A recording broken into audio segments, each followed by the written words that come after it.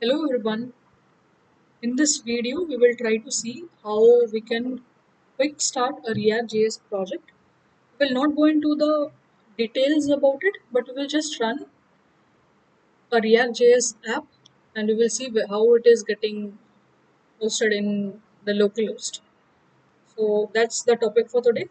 React.js is used for web development. The common ones, as you already know, are Angular, the React.js, and then the Vue.js. Everything is almost similar. If you know one, you can know the other. Angular is all about TypeScript, not the JavaScript, the TypeScript way of coding. But today we'll see the JavaScript way of coding. React.js was developed by Facebook organization, if you already know. So they had come up with a library just quick start the web development. That is what how React.js started becoming more and more common. React.js is JavaScript way of coding. Before we learn how it works, let's go and quickly fire a command. Say install it first of all. How we can install it? Let's see that part first. So Node.js is the part which you would need for starting off with React.js development. It will help you install Node.js and npm. Two different things it will help you install. What are the two different things? Let's see. Uh, npm is the Node package manager. Say if you have dependencies and if you don't want to start the product from the app from the scratch, you can always do it from the scratch. But if you don't want to do it, if you want to use the third party dependencies, then you can use the dependency names and the versions through this npm manager. It will bring it from the other third party repositories for you. So that's what npm is all about. And it will also bring the node.js for you, which is the execution environment, runtime execution manager, right? So these two things will get installed once you install the Windows installer. So if you just click Windows install, it will quickly install it for you. You can go for Mac OS installer for the Mac OS and download it, quickly install it. After that, you can verify whether that has been installed or not. You can always verify it with the commands npm -v. So the command says that okay, the version 6 14.8 has been downloaded for you and installed. And for the node, this one has been installed. Once installation is done, installation is very easy, that you understood. Now once installation is done, we would want to run the React app. It gives you a very easy way of doing it. You can either write npm or npx directly, download it and execute it at one go. You can use the famous tool, Create React App tool, to quick start your project. Let's name our project what? Hello World App. Okay, let's fire it. This takes lots of time. So meanwhile, you'll see how it is firing, how it gets all the dependencies, and how it quickly starts your project. Let's go to that part. The main reference site is npm.js. This is where it all happens. It is also in GitHub actually. So we have used Create React App. So let's go there and see what is it all about. So Create React App is a dummy, not a dummy app, isn't it? It is a global command for creating a React app. It's a quick start. People who are quite familiar with Java will understand that we use Spring Initializer for quick starting our project, Spring Boot project. Similarly, this is the one where you will start your React.js application. How can you do? You can fire this command npm I for install, create React app, and then the app name that you want can give. We gave it Hello World app, right? Or else you can write npx. That is the newer way of doing it, where you are downloading and also executing at one go itself. So it uses 87 versions, 100 dependencies are there, 11 dependents are the 11 dependencies are there. See how many downloads have happened. This is the weekly download, 1 lakh plus. Say if you want to have certain other dependencies, say you are using MongoDB in your project. Uh, so what is the dependency that you can go around with? This is the one. You can just fire this command npm I mongodb in the CLI that we just used. CLI is the command line interface where we actually fired the command npx. Or you can just write the version number and the dependency name, and then write it in the package JSON. That is actually the pom.xml file. We'll see that once it gets downloaded. See how many downloads. It's so common. So whenever you are using the npm node package manager, it helps you in quickly downloading the other third-party repositories modules, or say the packages to be used by your project. It will help you. That's what is it about. Let's see whether how far it has gone with the downloads. So it is still downloading the projects. Meanwhile, what we can see is the React DOM, React script has been downloaded. React DOM. Later we will go in depth, but right from the beginning, for the beginning part, let's understand one thing. How is a web page gets rendered? Rendered is in the one that you are seeing currently. How it is rendered? So the legacy way, the old way, ancient way of doing it is the entire DOM, document object model, meaning there is what the HTML, CSS, and all are different documents, sub documents you can say. So document object model, the entire DOM gets rendered on the page, on the web page. What happens? So it will start rendering, scanning it from the left. Any change, down, re-render it. Any change, re-render it. So it renders it again. So it takes lots of time if you want to render from the starting from the beginning up till the end of the page. It takes lots of time. So React.js, how it became more common was it said that we don't want to render the entire page. We just want to render only the delta changes. That is what virtual DOM is all about. Say if we say that this is the tab, the navigation bar, the top navigation bar. This is the notepad area. So these are two different components. We will see, and in the this code component also we will segregate it into say four different components, four quadrants. So we'll say in this quadrant there is changes detected. So the rest three quadrants does not need to be re-rendered. So you are capturing the only the delta changes of the page and rendering only that bit. So it becomes slower, right? Meaning, not slower, rather, it becomes faster. It becomes extremely fast. Seamless rendering of the pages. That's why React.js became very common, and even AngularJS, how it uses. We will see the complete architecture of it, how it renders it. We'll see that later in some later videos. Currently, we are just trying to just run a simple web app. Let's see how far it has gone with dependency. Okay, so you can see that it has already downloaded all the packages and the dependencies for starting our first React app. Okay, hello world app. And for starting the visual code, we can just fire this command from this present working directory, and then it will directly open your Visual Code Studio. For our case, we have already are using it, meaning we have already opened it. Let's open our project there. The project that we want to open is which one? Learn React.js project. That's it. Let's open it. Opening it. Okay, so let's understand the project structure. How is the project structure working here? Package JSON is the main file which tells these are the dependencies that we need.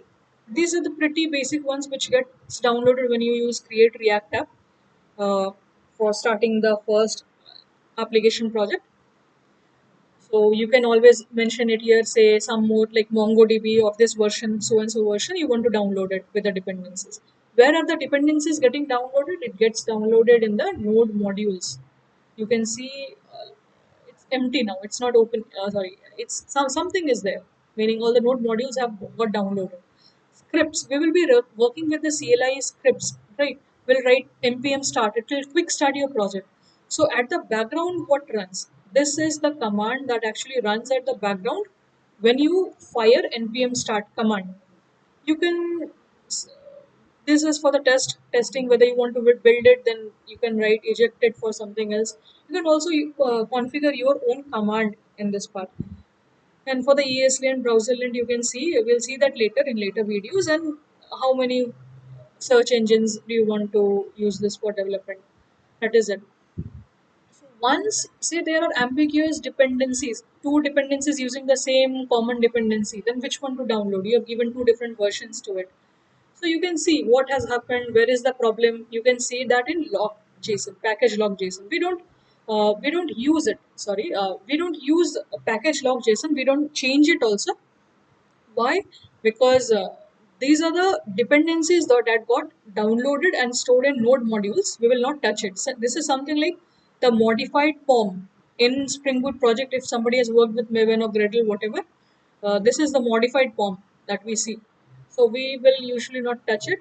There's a git ignore file also given to you. The basic ones you can always add whatever you want to add. If there are other folders or files which you don't want to, send it to the repositories where you're going to commit your code, and node module is the one. So how does this project actually start? Meaning, say if we are at the initial, say we have not downloaded anything in the node modules, we are going to fire the commands for packages and whatever dependencies there were there. So we will use what? Npm install. What it will do, it will get all the dependencies for you. It will download it. If it is not there, it will again meaning if you are importing certain files in some other files, it will help you in dependency management also. So that is npm install is all about the build part of it. The source code, then let's see what is the source code. We'll not be seeing service worker. That is something different that we will be seeing in later videos. uh, Setup tests will not see. App test is a test file. The main file actually is index.js, from where your application actually starts. So in the React DOM, we are rendering this. What are we rendering? The application JS file, which is present, that is getting rendered in the web page when it starts. What is application? Application is, we have done it using the function way that has been given to you when you use create reactor. The other way of creating components is actually extending the React component. We will see that also. But first, let's now run this meanwhile, and we'll keep on seeing later part. Npm start. We are now starting the application. So how does it start? It will start it in the port 3000, which is the default port for React.js project. Like in Angular, you see some, I think it is 4200 perhaps, some different code. So it is starting the Chrome 3000. It is slow in the beginning, it takes some time, but have patience. It is really fast, meaning the React.js development is pretty fast, and seamless rendering on the web page happens because of the single page application way of doing it. We'll see everything one by one in the later videos how conceptually it happens. So there is one div class. Let's see what. See, now this got rendered. So in no time we started our React.js project. A quick start to our React.js project. Now say if somebody says no, we don't want to use it, we want to change it to some other way. So let's see that also, how we can code directly. Let's remove this div, the complete div. Let's remove it and say if we want to give her a p, a paragraph. We are writing, say hello Anupama. It will get rendered very quickly and easily. It will get rendered as soon as we save it. That will get rendered. Let's see. Hello Anupama. So there you are.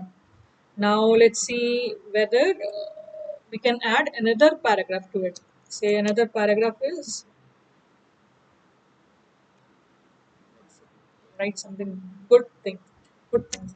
Let's learn React JS.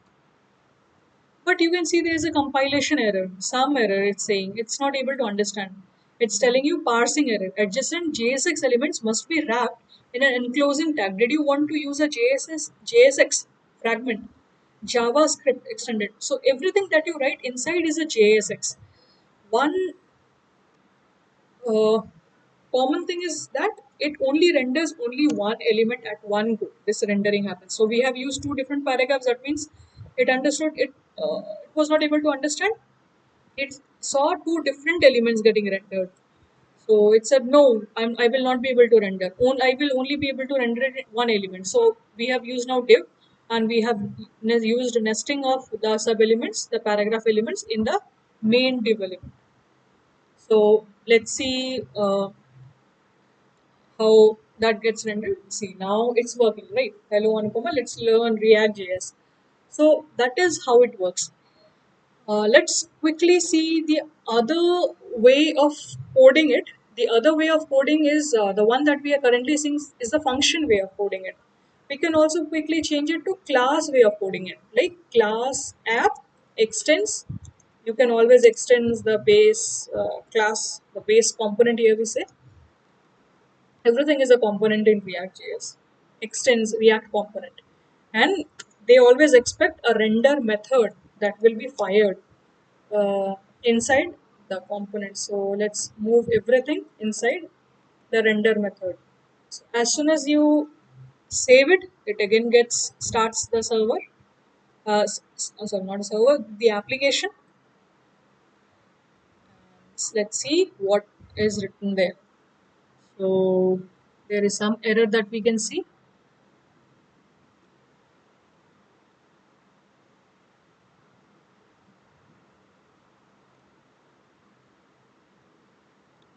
Okay, my bad. I thought I gave it as this is not how we write in React.js. That is the way we write in Java, not in React. Bear with me, please. So it started, right? Let's change something. Let's learn React.js now. Now, if we write, then we'll see whether that works or does not work. See, now let's learn React.js now. We wrote that. So we wrote, let's learn React.js now, and that is what got rendered here. So the other part that we need to understand is export default. Why do we write it? Either we can write it at the bottom or we can write it here itself, export default. Anything is fine. Uh, Here you can remove it. This app.js is getting imported in index.js. So only import if you write without exporting it in that class, it will never be able to find it. So always remember to write it there. That is how it is. The index CSS, you can see some dummy thing has been used for index.js. Index CSS, they are using it. And app CSS, the basic ones you can do. These are the external files that they have kept, and they are using it in the this file. You can also go ahead and store the default CSS here. So we will see everything later. This was a small quick start to a React application. You try to create a component folder and then create sub files with JS applications and CSS, a different folder you can create, and then write the inlines, separate CSS files, and try creating a project. I'll come up with a separate video where we will learn about later parts of the React JS. I can tell you a site that is very common. People usually refer it as reactjs.org. This is the best site where you can learn React.js. Go to the tutorial page and you can see like parsing data through the props. What is the difference between props and which is immutable props or state. Here in React, everything is a component. Every component, like if we go on to our Visual Code Studio, we can see that on the left pane there is a explorer file. This is the code place, this is the top navigation bar. So these are all different components. This is the terminal console. So every component are different classes that we create. So we will create a separate component for this explorer, we'll create a separate component for this application code space for the terminal console, and then we will see that if there are any changes in one of the components, then render only that component.